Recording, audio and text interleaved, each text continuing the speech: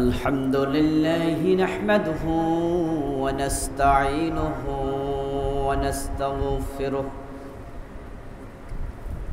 ونعوذ بالله من شرور أنفسنا ومن سيئات أعمالنا من يهد الله فلا مضل له ومن يضلل فلن تجد له وليا مرشدا وأشهد أن لا إله إلا الله وأن محمدًا عبده ورسوله أما بعد فقد قال الله تعالى في كلامه المجيد أعوذ بالله من الشيطان الرجيم بسم الله الرحمن الرحيم إن الله وملائكته يصلون على النبي يا أيها الذين آمنوا صلوا عليه وسلموا تسليما اللهم صل على محمد وعلى آل محمد كما صليت على إبراهيم وعلى آل إبراهيم إنك حميد مجيد اللهم بارك على محمد وعلى آل محمد كما باركت على إبراهيم وعلى آل إبراهيم إنك حميد مجيد اللهم صل وسلم وبارك عليه মুআজ্জাজ মুহতারাম সম্মানিত মুসল্লি ভাইরা, আল্লাহ তাআলার লাখ কোটি শুকরিয়া জ্ঞাপন করছি যে মহান মনিব অত্যন্ত মেহেরবানি করে আমাদের সকলকে যথাসময়ে পবিত্র মসজিদে জুমআর নামাজ পড়ার জন্য হাজির হওয়ার তৌফিক দিলেন, যিনি মেহেরবানি করে আমাদেরকে সুস্থ রাখলেন। আমরা শুরুতেই তাকেই শুকরিয়া জানাই, কৃতজ্ঞতা জানাই, কালিমাতু শুকর ফরি আলহামদুলিল্লাহ। দুরূদ ও সালাম বিশ্বনবী প্রিয় নবী সাইয়্যিদুল মুরসালিন ইমামুনা কুদওয়াতুনা হাবিবুনা উসওয়াতুনা সানাদুনা তাবিবু কুলুবিনা মুহাম্মাদুর রাসূলুল্লাহ সাল্লাল্লাহু আলাইহি ওয়াসাল্লামের প্রতি, সাহাবাই কেরাম ও শুহাদাই জামের আলা ইল্লিগিন আল্লাহ তাআলার কাছে কামনা করছি, আমিন। সম্মানিত ভাইয়েরা, আমরা বিগত জুমা থেকে আখিরাত নিয়ে ধারাবাহিক আলোচনা শুরু করেছি। আর আমরা জানি যে আখিরাতের শুরু হবে মৃত্যুর মাধ্যমে। মৃত্যুর নিয়ে কিছু কথা বলেছি, আজকে ইনশাআল্লাহ তারপর থেকে আলোচনা করতে চাই। আমরা সকলে জানি যে মৃত্যু এক অনিবার্য সত্য, তার স্থান এবং সময় কোনো মানুষের জানা নাই, এটা হঠাৎ করে হাজির হয়।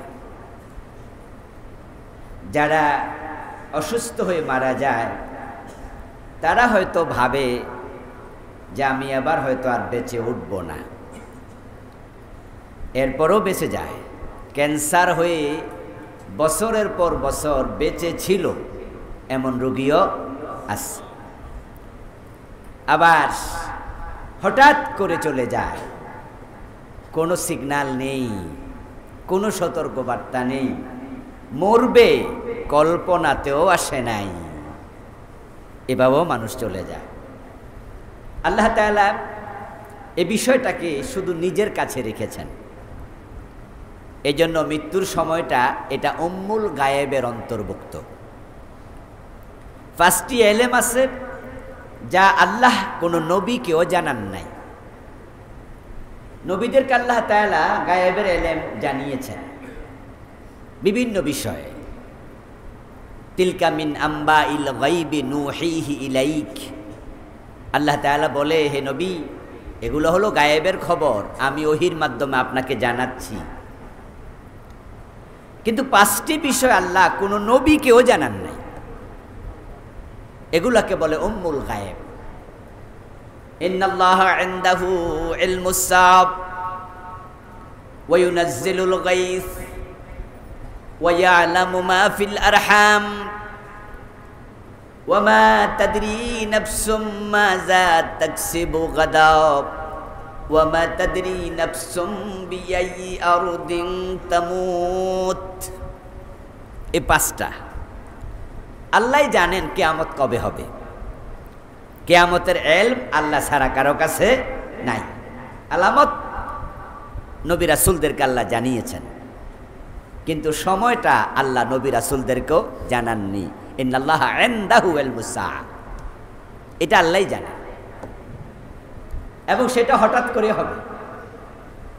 ওয়া মা আমরুস সাআতি ইল্লা কালামহিল বাসার, চোখের পলক পড়তে যতটা সময় লাগে কিয়ামত হবে আরো কম সময়ের ভিতরে। হঠাৎ এত কম সময় যেটা আমরা ভাবতেও পারবো না। 60 সেকেন্ডে 1 মিনিট, 60 মাইক্রো সেকেন্ডে 1 সেকেন্ড। তো মাইক্রো সেকেন্ড কিন্তু হিসাবে আসে না, ধরা যায় না। চোখের পলক পড়তে মাইক্রো সেকেন্ড লাগে। আল্লাহ বলছে আউ হুয়া আকরাব, এই চোখের ফলক পড়তে যে মাইক্রো সেকেন্ড লাগে, কিয়ামত হবে এর চেয়ে আরো কম সময়, মানে যেটা সময়ের হিসাবে আনা যাবে না। কিয়ামতের ইলম আল্লাহ নিজের কাছে রেখেছেন। ওয়া ইউনাজ্জিলুল গায়স, আরেকটা ইলম আল্লাহ নিজের কাছে রেখেছেন, সেটা হচ্ছে বৃষ্টি কখন হয় দুনিয়ার কেউ জানবে না। এই জন্য আপনারা দেখবেন আবহাওয়াবিদরা বৃষ্টির সংবাদ দেওয়ার সময় বলে বৃষ্টি হওয়ার সম্ভাবনা আছে বা হতে পারে।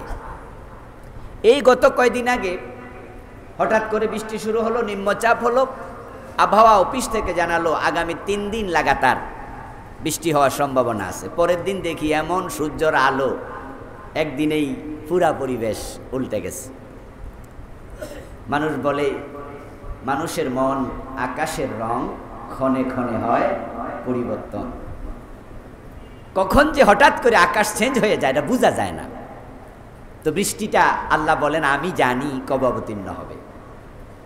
ওয়া ইয়ালামু মা ফিল আরহাম, আরেকটা ইলম আল্লাহর কাছে, মায়ের পেটের সন্তান কেমন হবে,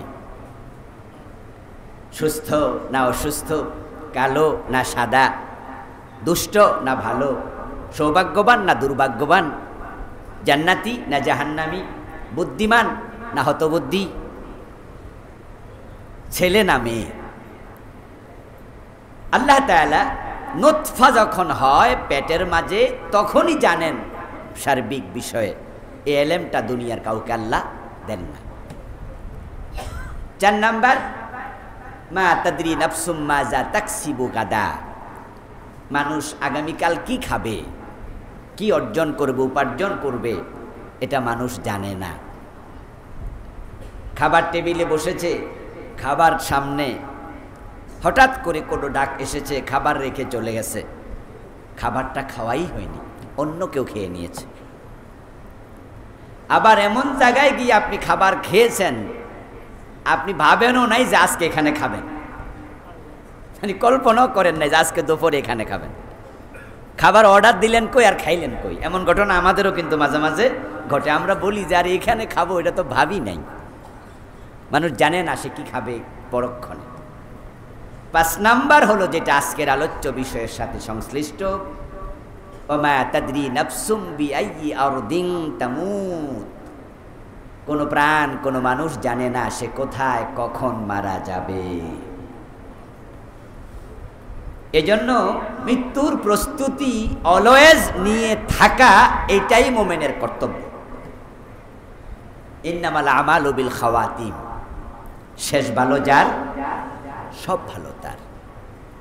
আমাদের চূড়ান্ত যাত্রাটা যেন উত্তম অবস্থায় হয়।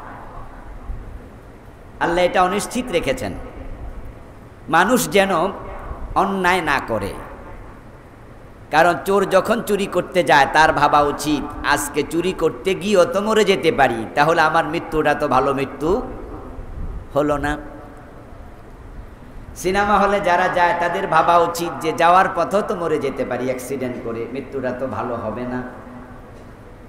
যারা নাটক সিনেমা দেখে তাদের ভাবা উচিত যে টেলিভিশনে নাটক দেখছি, মোবাইলে সিনেমা দেখছি, আচ্ছা এই অবস্থায়ও তো মৃত্যু হয়ে যেতে পারে, মৃত্যুটা তো ভালো মৃত্যু হবে না।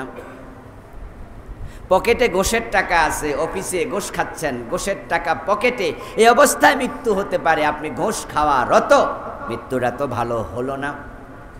কখন মৃত্যু আসে বলা তো যায় না। আর যদি আমি ভালো মৃত্যু চাই তাহলে অপরাধ করার সুযোগ কই?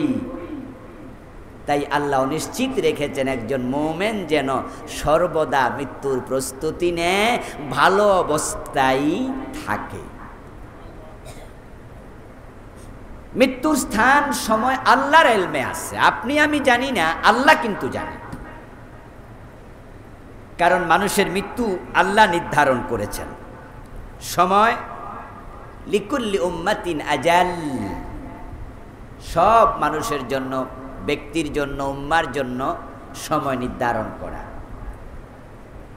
ইযা জা আজালুহা লা ইস্তাখিরুনা সাআতান ওয়া লা ইস্তাকদিমুন, ওই সময়টা যখন আসবে এক সেকেন্ড আগেও নয়, এক সেকেন্ড পরেও নয়, যথাসময় আজরাইল জান কবজ করে নেবে। এবং যে জায়গায় আপনার মৃত্যু আল্লাহ নির্ধারণ করেছেন সেখানে কোনো না কোনো ওসিলায় আল্লাহ আপনাকে পৌঁছাবেন, তারপরে সেখানে মৃত্যুটা হবে। গত 8-10 দিন আগে আমাদের এক মুরব্বী, এক ইউনিভার্সিটির প্রফেসর, আমরা ওস্তাদ বলে ওনাকে সম্বোধন করি, ওনার স্ত্রী হাসপাতালে দোয়া চাইলেন। তো আমরা দোয়া করলাম, ফেসবুকেও বিভিন্ন জন দিয়েছে ওস্তাদের স্ত্রীর জন্য, অনেকে দোয়া করল। হাসপাতাল থেকে তিনি সুস্থ হয়ে বাড়ি ফিরলেন। স্ট্রোক করছিলেন। বাড়ি ফেরার পরে ডাক্তার কয়েকদিন পরে বলছে আবার একটু আনেন, একটু দেখে দেই। পরীক্ষা নিরীক্ষা করে ডাক্তার অনেক ওষুধ বাদ দিলেন, আর কিছু ওষুধের পাওয়ার কমায়া দিয়ে বললেন যে উনার যে মাইনর স্ট্রোক হয়েছিল এটা তেমন কিছু না, ওষুধ অল্প খেলেও চলবে, চলে যান, উনি এখন সুস্থ। ওই আল্লাহর বান্দি বাড়ি গিয়ে তার হাজব্যান্ডকে বলে, এ কয়টা দিন হাসপাতালে তো ছিলাম, একটু বোর ফিল করছি, চলো না একটু বেড়াই আসি। ওই প্রফেসর সাহেবকে নিয়ে বেড়াতে গেলেন ময়মনসিংহের ওদিকে এক রিসোর্টে, রাতে থাকলেন, মাগরিবের পর ওখানে মরে গেলেন।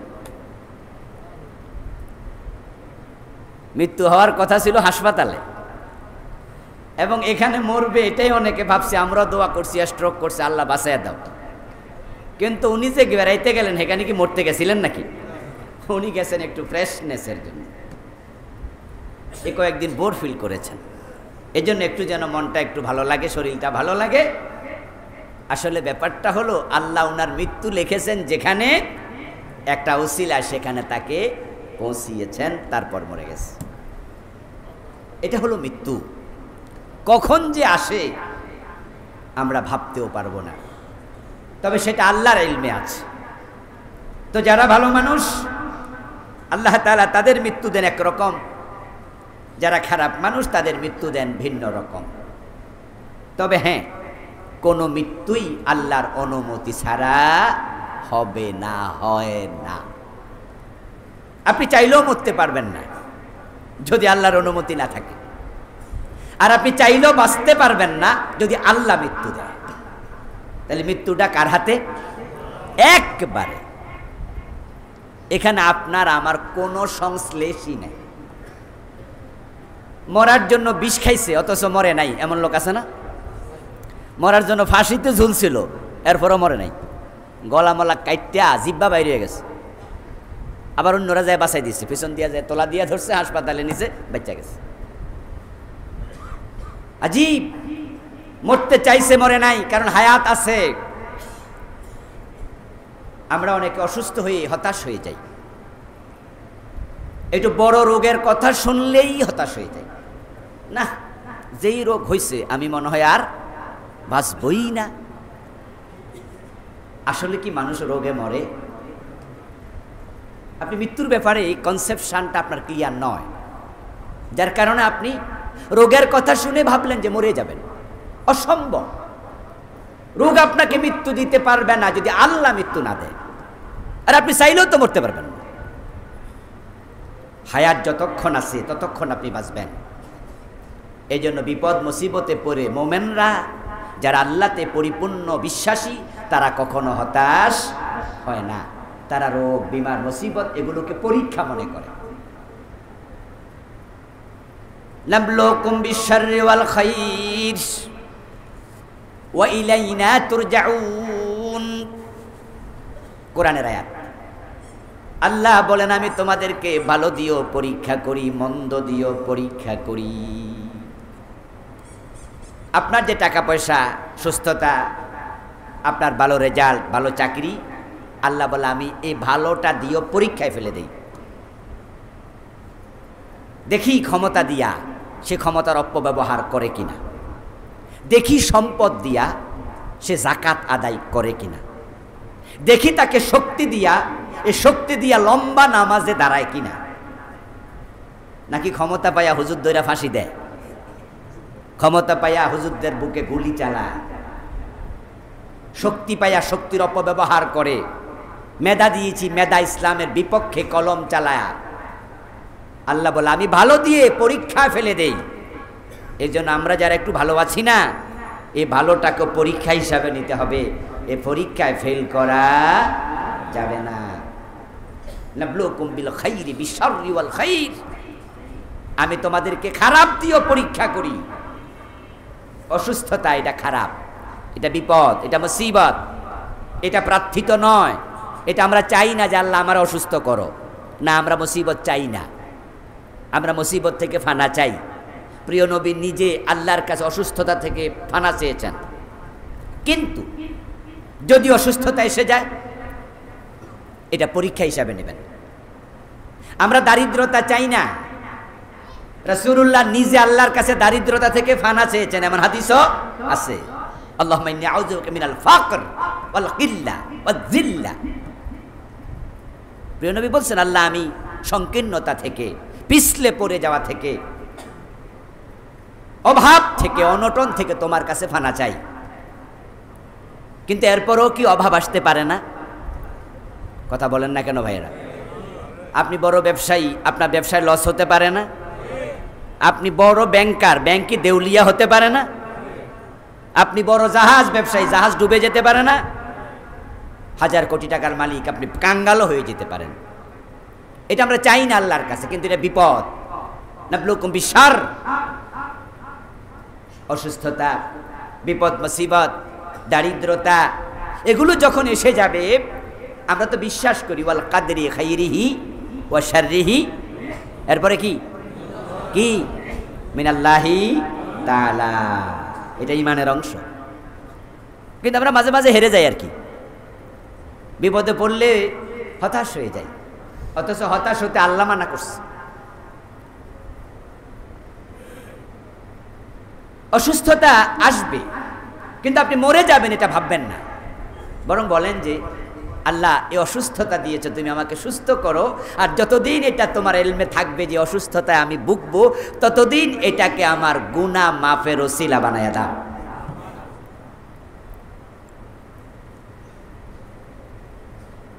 মোমেনকে অসুস্থতা, বিমার, মুসিবত, হাত্তা শাউকা ইউশাকুহা, ইভেন একটি কাঁটা, তার জ্বর, তার সর্দি, তার ডায়াবেটিক, তার ক্যান্সার, তার কিডনি ড্যামেজ হওয়া, তার হার্টে অসুস্থ হওয়া, তার স্ট্রোক হওয়া, ছোট বড় যত অসুস্থতা, প্রিয় নবী বলছে ইবেন এই যদি একটা কাঁটা ঢোকে আল্লাহ তাআলা ওই কাঁটার ব্যথার কারণেও তার আমলনামার গুনাহ মাফ করে দেয়।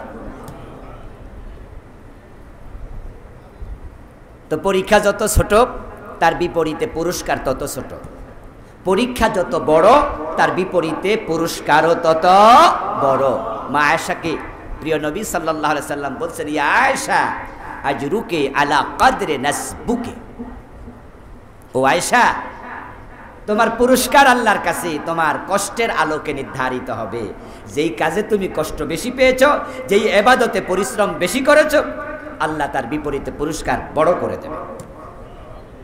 অসুস্থতা মানুষ মরে না, আর মরতে অসুস্থতা লাগে না। তাহলে আজ থেকে আমরা অসুস্থ যতই হই হতাশ হব না। রাজি আছেন তো ইনশাআল্লাহ? ওয়াল কাদরি খাইরিহি ওয়া শাররিহি মিনাল্লাহি তাআলা। হ্যাঁ, আপনি আল্লাহকে বলবেন, আল্লাহকে আপনি বলেন যে আল্লাহ তুমি আমাকে সুস্থ করো, আল্লাহ তুমি আমার দারিদ্রতা দূর করো। এগুলো রাসূল যেহেতু বলেছেন আমরাও বলবো। কারণ যতই আপনার বিপদ আসুক, মুসিবত আসুক, অসুস্থতা আসুক, দারিদ্রতা আসুক, আপনার দারিদ্রতা, বিপদ, মুসিবত, অসুস্থতা দূর করার ক্ষমতা একমাত্র কার? তো যার ক্ষমতা তারে বলেন, তার কাছে বলেন। হ্যাঁ, কোরআন মাজিদ আল্লাহ তাআলা বলছেন ইয়ামহুল্লাহু মা ইয়াশা ওয়া ইউসবিত ওয়া ইনদাহু উম্মুল কিতাব। আল্লাহ তাআলার কাছে হলো মূল তাকদীর। আমরা তো বলছি ওয়াল কাদরি খাইরিহি ওয়া শাররিহি মিনাল্লাহ, আল্লাহর পক্ষ থেকে তাকদীরের ভালো মন্দ সব আল্লাহর পক্ষ থেকে, এটা আল্লাহর হাতে। ওয়া ইনদাহু উম্মুল কিতাব, তাকদীর আল্লাহ যে বইতে লিখছে ওই বইটা আল্লাহর কাছে। এখন যেটা আল্লাহ লিখছে ওটার কি হবে? ওটার কি হবে? তো আল্লাহ জবাব দিয়ে ইয়ামহুল্লাহু মা ইয়াশা, আল্লাহ যদি চায় তাহলে আল্লাহ লেখাটাও মুছে দেয়। সুবহানাল্লাহ পড়েন। যেটা আল্লাহ লিখছে যে আপনারে আল্লাহ ক্যান্সার দেবে, এটাই আল্লাহর লিখা। কিন্তু আপনি তাহাজ্জুদের সেজদায় গিয়ে এমন চোখের পানি ছাড়লেন যে আল্লাহ আমার দুটা মেয়ে আছে, দুটা বাচ্চা আছে, মেয়েগুলা বিয়ে দেই নাই, ছেলেগুলা ছোট, তুমি আমার ক্যান্সার দিলা, তো আমি অসুস্থ হয়ে ঘরে পড়ে থাকলে ওদেরকে পালবে কে? ওরা তো আমার চোখের সামনে না খেয়ে কষ্ট পাবে। আল্লাহ তুমি আমাকে পরীক্ষা দিলা, আমি তোমার কাছে বলছি তুমি আমার ক্যান্সার ভালো করে দাও। আর আপনার বিশ্বাস এত বেশি যে আমার আল্লাহ চাইলে ওষুধ লাগে না, ওষুধ ছাড়াও ভালো করতে পারে। আপনার চোখের পানির দিকে তাকাইয়া আল্লাহ সিদ্ধান্ত নিলেন যে ঠিক আছে, যেটা লিখছি এটা আমি মুছে দিতে চাই। মুছে দেওয়ার ক্ষমতা আল্লাহর আছে না নাই? এইটাই তিনি কোরআনে বলছে ইয়ামহুল্লাহু মা ইয়াশা, আল্লাহ যা চায় মুছে দেয়। ওয়া ইউসবিত, আবার আল্লাহ চাইলেন যে তার কোনো কথায় আমি শুনবো না। আপনি যতই কাঁদেন, আল্লাহ কয় না, তোর ক্যান্সার আমি মাফ করবো না, তোর জন্য আমি এটাই লিখছি, যা। তা আপনি যে কানলেন, চোখের পানি ছাড়লেন, আপনি যে আল্লাহর কাছে বারবার দোয়া করলেন, ওই ইউসবিতু, তিনি বলছে আমি সরাবো না, এটাই সিদ্ধান্ত, এই অধিকারও তার আছে। কিন্তু আপনার দোয়া তিনি কখনো বিফলে দেবেন না। কোরআনে তিনি বলছে উদউনি আস্তাজিব লাকুম, আমার কাছে দোয়া করো আমি দেব, আমি সাড়া দেব। তো কই সাড়া দিল? ক্যান্সার তো গেল না, দারিদ্রতা তো গেল না, কিডনি তো সুস্থ হলো না, আপনার দোয়া তো ব্যর্থ হলো? নো, ব্যর্থ হয় না। আল্লাহ তাআলা সেটা রেখে দিয়ে আপনাকে তিনি বলবেন, যেটা আপনি শুনবেন না, পেয়ে খুশি হবেন। তিনি বলবেন যে বান্দা, তোর দুনিয়ায় কষ্ট দিয়েছি, এর ওসিলায় আখিরাতের কষ্ট আমি মাফ করে দিয়েছি। প্রিয় নবীজি বলেছেন মানুষের কিছু দোয়া আল্লাহ তাৎক্ষণিক কবুল করে, ওয়া মিনহু ইয়াদ্দাখিরু লিল আখিরা, কিছু দোয়া আল্লাহ আখিরাতের জন্য জমা কইরা রাখে। সুবহানাল্লাহ। মানুষ যখন আখিরাতে তার দুনিয়ার ব্যর্থ দোয়াগুলোর প্রতিদান পাবে। কোন দোয়াগুলো? কথা বলেন না কেন? তাহলে বললে না বুঝতাম যে বুঝতেছেন। ব্যর্থ দোয়া পর্যন্ত, যেটার প্রতিফল দুনিয়া, বিফল দোয়া, ব্যর্থ দোয়া। আপনারা হুজুর থেকে শুনে শুধু দোয়াই করছেন, কিন্তু আসলে দোয়াটা দুনিয়াতে রেজাল্ট ফানি নেই। আপনার কাছে মনে হয়েছে ব্যর্থ দোয়া। মানুষ যখন আখেরাতে তার দুনিয়ার ব্যর্থ দোয়াগুলোর রেজাল্ট পাইতে থাকবে, সেদিন তারা বলবে, আরে দুনিয়া যদি একটা দোয়া কবুল না হইতো, তাহলে আমি প্রতিটা দোয়ার রেজাল্ট আজকে পেয়ে যেতাম। ওই দোয়ার প্রতিফল হাউজে কাউসারের পানি, ওই দোয়ার রেজাল্ট ফুলসেরাত পারাপার, ওই দোয়ার রেজাল্ট হাসরের ময়দানে আরশে আজিমের নিচে জায়গা, ওই দোয়ার রেজাল্ট এই বিপদ থেকে মুক্তি। যখন এরকম করে দুনিয়ার ব্যর্থ দোয়ার রেজাল্ট পাবেন, তখন আপনি বলবেন যে দোয়া যদি একটু কবুল না হইতো, তাহলে আমি আজকে কোনো বিপদে পড়তাম না। এই জন্য দোয়া কবুল হয়নি, হতাশ হওয়ার কিচ্ছু নাই। আমার বন্ধু বলছিলাম মৃত্যুর কথা, একটা মৃত্যু আল্লাহর অনুমতি ছাড়া হয় না। মা কানা লিনাফসিন আন তামুতা ইল্লা বিইذনিল্লাহ কিতাবাম মুআজ্জালা। মানুষ যখন মরে যায়, মাঝে মাঝে আমরা কিছু ভুল কথা প্রচার করি। যেমন যারা 30, 35, 40 বছরে মরে, আমরা বলি অকাল মৃত্যু হয়েছে। এমন একটা কথা বাংলাদেশে আসেনি? বলবেন না, এসব কথা বলবেন না, এটা ঠিক কথা নয়। অকালে কোনো মৃত্যু হয় না, কাল মতোই হয়েছে, কারণ মৃত্যুর সময়টা লেখছে কে? তা আপনি অকাল বললেন কেন? আল্লাহ চেয়েছেন আপনাকে 30 বছর হায়াত দেবে, আল্লাহ চেয়েছেন আরেকজনকে 60 বছর দেবে। কত লম্বা হায়াত পেলেন তার সাথে কল্যাণের কোনো সম্পর্ক নাই। তবে হ্যাঁ, লম্বা হায়াতে 2-1টি হাদিস আছে। খায়রুন নাস মান তালা উমরুহু ওয়া হাসুনা আমালুহু। ভালো মানুষ, শ্রেষ্ঠ মানুষ যার হায়াত লম্বা, আমল ভালো, এমন কিছু হাদিস আছে। কিন্তু লম্বা হায়াত পেলেই আপনি মুক্তি পাবেন, তাহলে ফেরাউনের হায়াত কি কম ছিল? কোনো কোনো ঐতিহাসিক লিখছে 400 বছর ক্ষমতাই ছিল। কম বেশি বলেছেন কেউ কেউ, লম্বা হায়াত পেয়েছিল। তো হায়াত বেড়ে গেলেই, লম্বা হলেই কল্যাণ তা নয়। এই জন্য অকাল মৃত্যু নাই, আল্লাহর ডিসিশন মোতাবেক মৃত্যু হয়েছে। মা কানা লিনাফসিন আন তামুতা ইল্লা বিইذনিল্লাহ। একটা প্রাণ আল্লাহর অর্ডার ব্যতীত মৃত্যুবরণ করে না। আল্লাহ তাআলা মানুষের মৃত্যু নিজে নির্ধারণ করেন। নাহনু কাদ্দারনা বাইনাকুমুল মাউত। আমি তোমাদের মাঝে মৃত্যু বন্টন করি। তাহলে আমরা এখানে যারা আছি, আমরা মরবো না, আল্লাহ বন্টন করবে। আপনার এতদিন, আপনার এতদিন, আপনার এতদিন, এখানে ভাগ করে দিচ্ছে। আমরা একদিনে কেউ মরবো না। এখন এখানে আমরা যারা আছি, হয়তো আগামী বছর কেউ থাকবে না, পরের বছর আরেকজন থাকবেন না। এটা আল্লাহ কয় আমি বন্টন করছি। মানুষের মাঝে মৃত্যু আমি বন্টন করি। আল্লাহ শুধু মৃত্যু বন্টনই করেন না, আর এক আয়াতে বলছে মৃত্যু আমি নিজ হাতে দেই। সুবহানাল্লাহ। আল্লাহু ইয়াতাওয়াফাল আনফুসা হিনা মাউতিহা।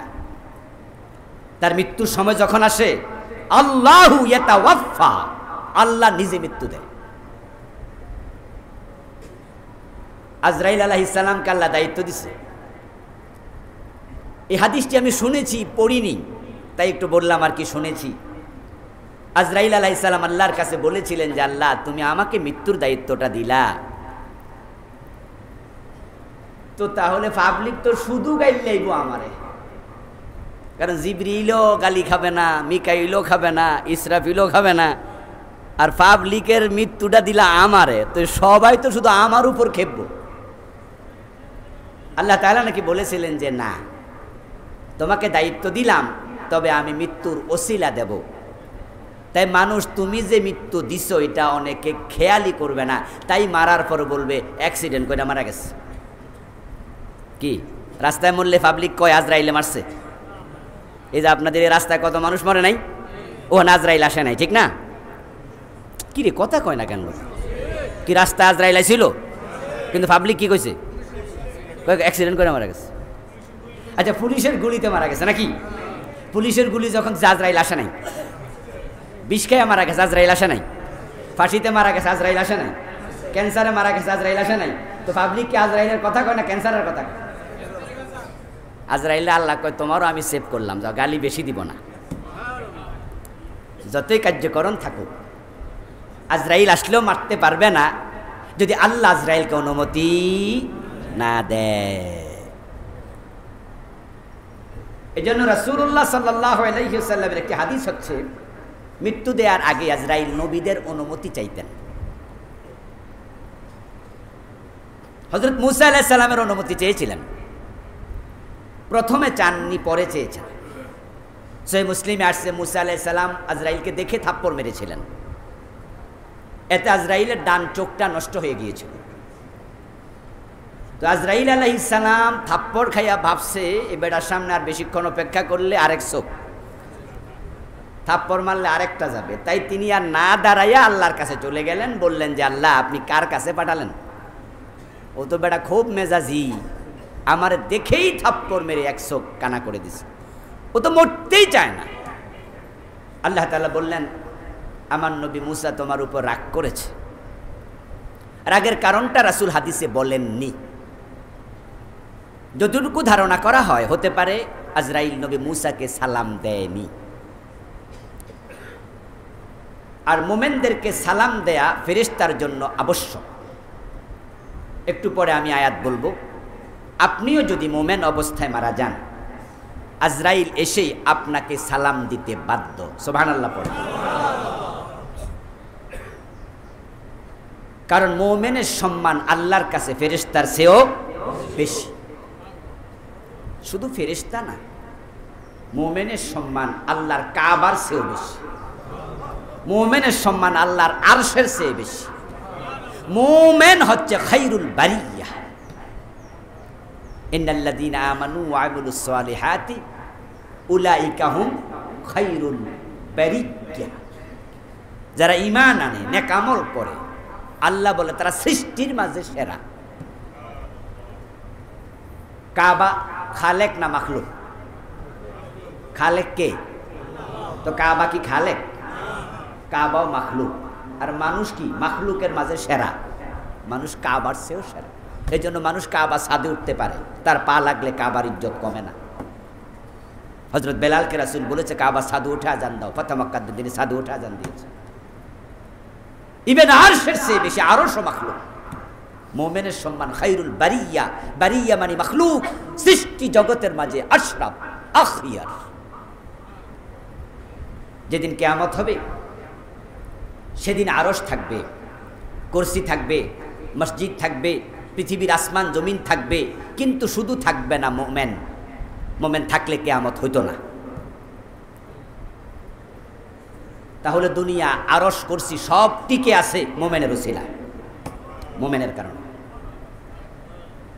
লা তাকুমুস সাআতু আলা আহাদিন ইয়াকুলু আল্লাহ আল্লাহ।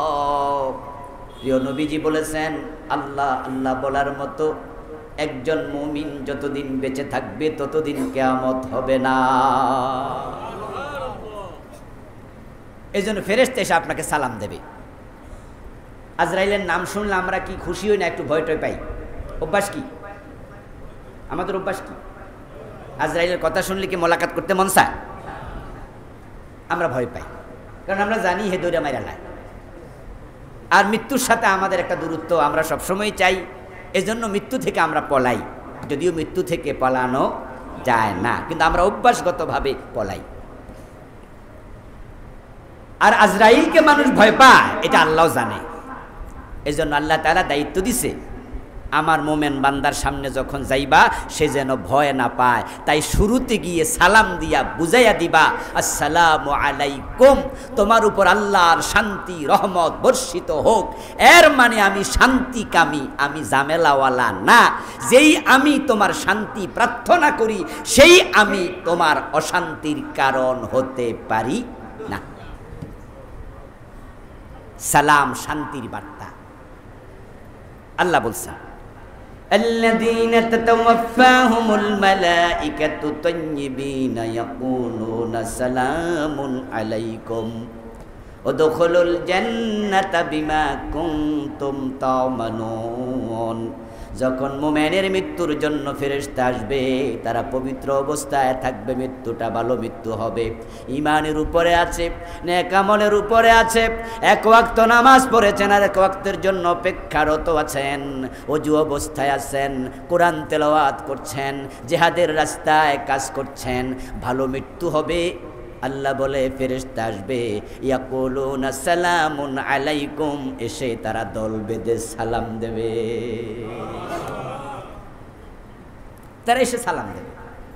তো মূসা আলাইহিস সালামকে হতে পারে যে আজরাইল সেদিন সালাম দেননি অথবা দিতে ভুলে গেছেন, আর মূসা নবী জানে যে আমাকে সালাম দিবা না, এটা তোমার দায়িত্ব গ্যাপ করছো, থাপ্পড় খাও।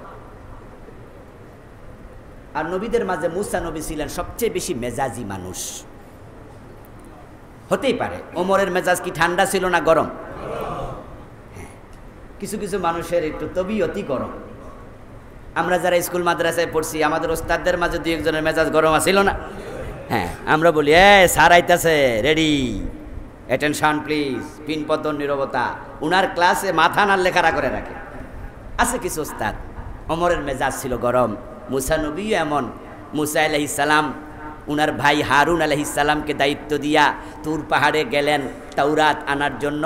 এসে দেখেন উনার উম্মত গরুর বাচ্চা বানাইয়া স্বর্ণ দিয়া পূজা করছে। তিনি দেখে এত রেগে গেলেন, দায়িত্বপ্রাপ্ত ভাই হারুনের দাড়িতে এক হাত দিয়া চাইপা ধরলেন, চুলে আর এক হাত দিয়া ধরলেন। অথচ হারুন ছিল ওনার বয়সে বড়, মূসা ছিলেন ছোট ভাই, আর হারুন আলাইহিস সালাম ছিলেন বয়সে বড় ভাই। কোরআনে আল্লাহ বলছে, ওয়াল কালালওয়াহ ওয়া আখাযা বিরাসি আখিহি ইয়াজুরুহু ইলাইহি। মূসা নবীর মেজাজের খবর আল্লাহ কোরআনের আয়াত বানায় আমাদের শোনায়।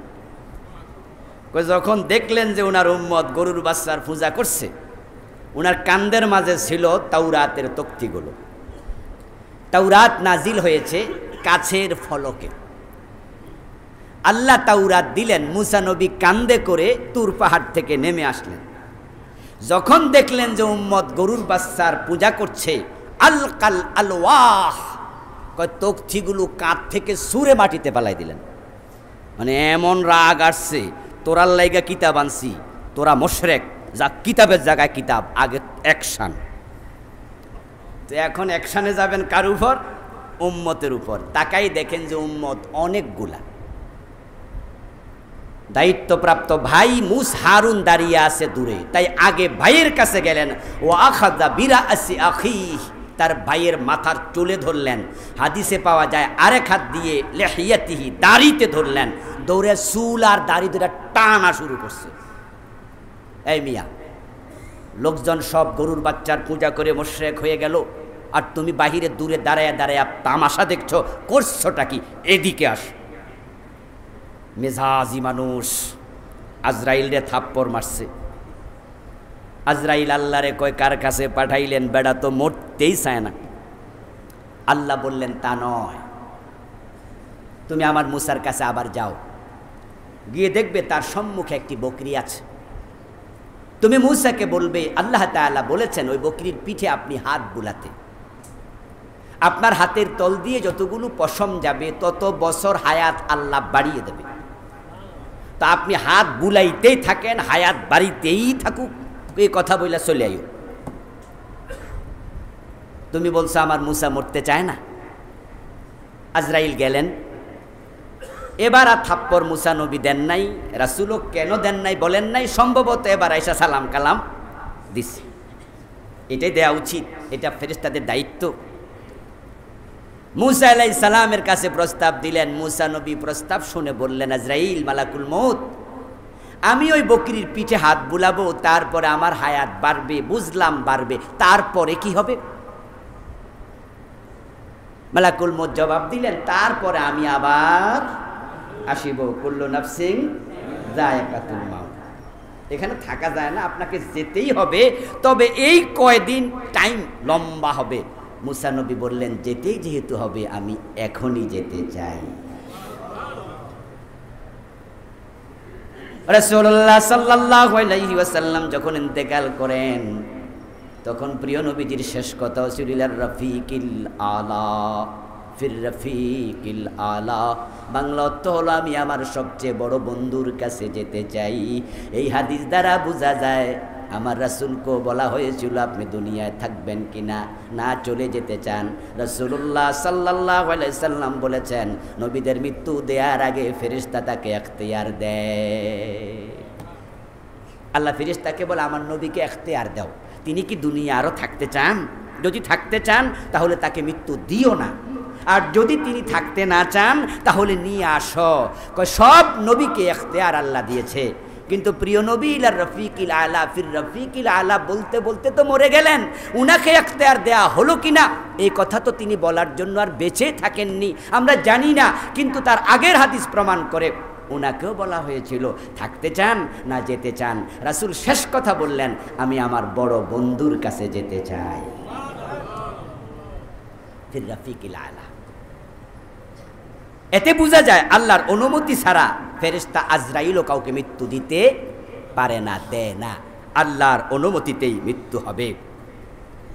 এখন যারা মুমিন ফেরেশতা তাদেরকে সালাম দেবে, তারপরে মৃত্যু দেবে। রাসূলুল্লাহ সাল্লাল্লাহু আলাইহি ওয়াসাল্লাম বলেন ইন্নাল আবদাল মুমিন ইযা কানা ফি ইনকিতাইম মিনাদ দুনিয়া ওয়া ইকবালিন ইলাল আখিরাহ নাযালা ইলাইহি মালাইকাতুম মিনাস সামাই বিদুল উজুহ কান্না উজুহাহুমুশ শামসু। যখনই ভালো মানুষ মুমিনের মৃত্যুর সময় আসবে, তার মৃত্যু আসার আগে আল্লাহ আকাশ থেকে দলে দলে ফেরেশতা জমিনে নাজিল করে। ওই ফেরেশতাগুলোর চেহারা এক একটা সূর্যের চেয়েও উজ্জ্বল হবে। তারা এসে লাইন ধরে দাঁড়ায়া ওই মোমেনকে সবাই মিলে সালাম দেবে। হাত্তা ইয়াজলিসু মিনহু মাদ্দাল বাসার। ওই মোমেনের চোখ যত দূর যাবে সে দেখতেই পাবে শুধু ফেরেশতা দেখা যায়। সব ফেরেশতা তাকে সালাম দেবে। তারপরে এবার মাহুম আকফানুম মিন আকফানিল জান্নাহ ওয়া হানুতুম মিন হানুতিল জান্নাহ। ফেরেশতা আসার সময় আল্লাহ বলবেন আমার এই মুমিনের নাকের ডগায়, তার নাকের কাছে জান্নাতের কিছু মেশক আম্বর ছিটাইয়া দিও, তারপর তাকে মৃত্যু দিও। জান্নাতের নেয়ামত শুরু হয়ে যাবে মরার আগেই। আল্লাহ তাআলা জান্নাত থেকে মিস্ক পাঠাবেন, আতর পাঠাবেন, এমন সুগন্ধ হবে, এরকম সুগন্ধ আতর দুনিয়ায় কোনোদিন কেউ পায় নাই। নাকের কাছে মৌ মৌ করবে, ফেরেশতারা সালাম দেবে লাইন ধরে, চোখ যত দূর তত দূর শুধু ফেরেশতা। আরে বাবা রে বাবা, আপনাকে যদি সবাই লাইন ধরে সালাম দেয় নিজের ভিআইপি মনে হইব না? এটা তো স্বাভাবিক কথা। আপনি হেঁটে যাচ্ছেন বাজার দিয়ে অথবা কোনো এলাকা দিয়ে, আর এলাকার চা দোকান থেকে লোকজন বের হইয়া নিজের কাম টাম রাইকা, যারা রাস্তার পাশে কোদাল দিয়া কাজ করছে কোদাল ফেলাইয়া দিয়া এই রাস্তায় এসে খাড়াইয়া আসসালামু আলাইকুম হ্যান্ডশেক করতেছে। আপনি তো ভাববেন কি রে আমি কেডা, মুই কি হনুরে, আমি কে? আপনি ভাববেন যে কি সম্মান আমার। ঠেলাওয়ালা, রিক্সাওয়ালা, দিনমজুর, কাঙ্গাল, গরিব, তারাই হবে জান্নাতীর সংখ্যা বেশি। গরিবদেরকে রাসূল জান্নাতে বেশি দেখেছেন, আর গরিবরা দুনিয়াতে এরকম সালাম পায় না, মানুষ তাদেরকে সম্মান দেয় না। আমরা লাল গালিচার সংবর্ধনা পেয়েছি, এখানে কয়জন আছি, আমাদেরকে লাল গালিচার সংবর্ধনা স্বাভাবিকত দেয়া হয় না। আমরা ভিআইপি নই যে আমাদেরকে রাস্তায় সবাই হাত বোলাবে, মুসাফা করবে, সালাম দেবে। এগুলো এমপি, মন্ত্রী, ভিআইপি যারা তারা পায়, তবে তাদের মাঝে জান্নাতীর সংখ্যা খুব কম। আর যারা গরিব মানুষ তারা এই জাতীয় সম্মান পায় নাই তো, কিন্তু তারা আল্লাহর প্রিয় বান্দা, তাই আল্লাহ তাদেরকে সংবর্ধনা দিয়া তারপর মৃত্যু দেবে। সুবহানাল্লাহ, তাদেরকে দুনিয়াতে সংবর্ধিত করবে। ফেরেশতা লাইন ধরে সালাম দেবে। তারপরে এবার আপনার মাথার পাশে মালাকুল মউত আজরাইল আসবে। আজরাইল আসার পরে আজরাইল বলবে ইয়া আইয়াতুহান নাফসুল মুতমাইন্নাহ, ও প্রশান্ত আত্মা, ও নফস মুতমাইন্না, প্রশান্ত আত্মা যার হবে ঠিক এই আচরণটা তার সাথে করা হবে, সবার সাথে নয়। প্রশান্ত আত্মা তো তার আত্মা যে আত্মা স্বল্পে সন্তুষ্ট ছিল, হালাল পাইয়া খুশি, হারামের দিকে মুখ বাড়ায় নাই, হাত বাড়ায় নাই। সামনে পেয়েছে হারাম, হাতে নেয় নাই, সামনে পেয়েছে হারাম, মুখে নেয় নাই। সুযোগ ছিল তারপরও স্বল্পে তুষ্ট, হালাল পাইয়া খুশি, তার অন্তরটাই হলো প্রশান্ত অন্তর। আর যার আরো চাই তার অন্তর প্রশান্ত অন্তর হতে পারে না। হারাম খায় কারা? যারা আরো চায়, মানে তার হালালেও যথেষ্ট না। আচ্ছা বলুন তো, অফিসের কেরানির বেশি বেতন না অফিসারের বেশি বেতন? গোশ বেশি খায় কেডা? তো যার বেতন বেশি হে খায়। মানে যার বেশি আছে হে লোভ বেশি, হে আরো চায়। যেটা আমি গত জুমার এর আগের জুমা কিছুটা বলেছি যে আমরা আরো চাই, আরো চাই, আরো চাই। আমাদের লোভ আমাদেরকে জাহান্নাম পর্যন্ত নিয়ে যাচ্ছে। অন্তরে কোনো প্রশান্তি নাই। হাজার কোটি টাকার মালিক, তারপরও ব্যাংক থেকে লোন নিয়া আমাদের গরিব মানুষের জমানোর টাকা ওরা নিয়ে শেষ করে দিতেছে। এই যে এসালম গ্রুপ, আচ্ছা এই এসালম গ্রুপ যখন এই সরকার আসে নাই তখনও কি ওদের বড় ব্যবসা ছিল না? আপনারা যারা জানেন তারা বলেন ছিল কি না? এই এসালম বাস আপনাদের রোডে দেখেন নাই? এই সরকার আসার আগে কি এসালম বাস কোম্পানি ছিল না? ওদের আরো অনেক ব্যবসা ছিল, ওদের অনেক ব্যবসা ছিল। কিন্তু না, লোভের অভাব নাই। এই সরকারের কান্দে ভর কইরা তারা এবার ইসলামী ব্যাংক খাইল, আল আরাফা খাইল, এক্সিম খাইল, যত গ্লোবাল ইসলামী ব্যাংক আরো কত সব সেক্টরে থাবা বিস্তার শুরু করল। হাজার হাজার কোটি টাকা, এগুলো হতভাগা, এগুলো দুর্ভাগা। এই কয়দিন আগে তার মা মারা গেছে, শুনছেন তো? যারা সচেতন তারা জানেন। এই গত সপ্তাহে তার মা মারা গেছে। অথচ ওই মায়ের একটা সন্তান তার কবরে জানা যায় নাই, কবরে নাই, লাশের পাশে নেই। কারণ সবগুলো ফলাই গেছে, আইব করতে। অগাস্ট বিপ্লবের পরে এসালম গ্রুপের সবগুলা ভাই পলাই গেছে। তার মা মারা গেল, মায়ের কবরে মাটি দিতে পারলো না। আচ্ছা এই টাকা কি কাজে লাগবে? এবং আওয়ামী লীগ গভর্নমেন্ট আশা করছি আর ফিরে আসবে না। যদি না আসে, এসালম গ্রুপ কি বেঁচে যাবে? এই সরকার যেমন ধরতেছে, সামনের সরকার এ ধারাবাহিকতা রাখবে। যত টাকা আছে সব টাকা ফিরিয়ে আনা হবে। এ 4-5টা ভাই যেগুলো আছে ধরে জেলে দেওয়া হবে। এগুলোর হয়তো মানুষের সম্পদ লুটতরাজের কারণে যাবজ্জীবন জেল হবে, জেলখানায় পচে মরবে। তাদেরকে ধ্বংস করেছে তাদের লোভ। না হয় এই সরকার আসার আগেও তো তাদের যথেষ্ট পরিমাণ টাকা ছিল, যেই টাকা বৈধভাবে যদি প্রতিদিন 1 লাখও খরচ করত, তাও কিন্তু সোনার পালঙ্কে শুইয়া খাইয়ে যেতে পারত। আচ্ছা যাদের এত লোভ, তাদের অন্তর কি প্রশান্ত না অশান্ত? আচ্ছা এখন এসালম গ্রুপের যে কয়জন ভাই আছে, পলাই রয়েছে, মা মরা গেছে, বাড়ি নাই, পোলাপান নাই, এগুলোর অন্তর তো প্রশান্ত অবস্থায় আছে। যারা আপনারা সুদ খান, আপনার অন্তর প্রশান্ত অন্তর নয়। যারা ঘোষ খান, আপনার অন্তর প্রশান্ত অন্তর নয়।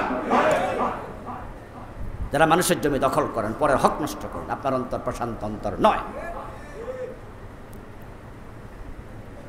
লাইসাল গিনা বিকাসরাতিল উরুদি ওয়ালাকিন্নাল গিনা গিনান নাফস। অনেক টাকাওয়ালা হওয়ার নাম ধনী হওয়া নয়, অন্তর প্রশান্ত থাকা, অন্তরের ধনী হওয়া আসল ধনী হওয়া। আপনি এমন কিছু লোক পাবেন, ওদের সংখ্যা যদিও কম, তবে তাদের অন্তর্ভুক্ত হবেন ইনশাআল্লাহ। তারাই ফেরেশতা সালাম পাবে, অন্যরা না। তাদের সংখ্যা খুব কম। এমন লোক সমাজে আছে, অফিসে আছে, আপনি লক্ষ টাকা ঘোষ দিতে চাইবেন, ঘোষ খাবে সমাজে পাবেন দরিদ্র মিডল ফ্যামিলি, কিন্তু দেখবেন যে সে অন্যের 1 টাকা হক নষ্ট করে না। আপনি তাকে বলবেন যে ভাই আমার এই জিনিসটা দেন, ওজন করেন, আমি একটু আসতেছি। আপনি পাল্লার পাশে দাঁড়াইয়া থাকেন নাই, সে মেপে মেপে আপনার জন্য মাল দিছে, আপনি যদি নাও থাকেন 1 দানা কম দেবে না, এমন আছে না? এগুলো হলো প্রশান্ত আত্মা, তাদের অন্তর পরিতৃপ্ত। ওদের গায়ের জামা আপনার মতো ধবধবে সাদা নয়। আপনি প্রতি সপ্তাহে একটা জামা গায়ে দিতে পারেন, কিন্তু সে হয়তো বছরে 2 বার কিনে। আপনার মতো সে ধনী নয়, কিন্তু তার অন্তর সাদা, অন্তর প্রশান্ত। এই জন্য মালাকুল মউত এসে ফেরেশতাদের সালাম, মালাকুল মউতের সালাম সব শেষ করবে, নাকের কাছে জান্নাতের আতর ছিটাবে, তারপরে এবার বলবো প্রশান্ত আত্মা উখরিজি ইরজিই ইলা রাব্বিকি রাদিয়াতাম মারদিয়া, আল্লাহ আপনার কাছে আমারে পাঠাইছে, আল্লাহর সন্তুষ্টির দিকে আপনি বের হয়ে আসেন। আল্লাহ আপনাকে ডাকতেছে, আপনার সাক্ষাতের জন্য আল্লাহ নিজে অপেক্ষা করছে। কালান নবী সাল্লাল্লাহু আলাইহি ওয়াসাল্লাম ইজা উহতুদিরা জাহুল মুবাশশির, মৃত্যু উপস্থিত হলে আল্লাহর পক্ষ থেকে একজন ফেরেশতা আসে, সুসংবাদদাতা, এসে বলে যে আল্লাহ আপনার জন্য অপেক্ষা করছে। তখন ফালাইসা শাইউন আহাব্বা ইলাইহি মিন আন ইয়াকুনা কাদ লাকিয়াল্লাহা ফাহাব্বাল্লাহু লিকাআহু, ওই ব্যক্তি যখন শুনবে যে তার জন্য আরশের মালিক অপেক্ষা করছে, সে আল্লাহর সাক্ষাতের জন্য পাগল পারা হয়ে যাবে। সে মৃত্যুর ফেরেশতাকে ভয় পাবে না যে আমার আল্লাহ আমার জন্য ওয়েট করছে, সে মৃত্যুর জন্য পাগল হয়ে যাবে। ইন্নাল্লাযীনা ক্বালু রাব্বুনাল্লাহু সুম্মা ইসতাকামু তাতানাজ্জালু ইলাইহিমুল মালায়েকা আল্লা তাখাফু ওয়া লা তাহজানু ওয়া আবশিরু বিল জান্নাহ।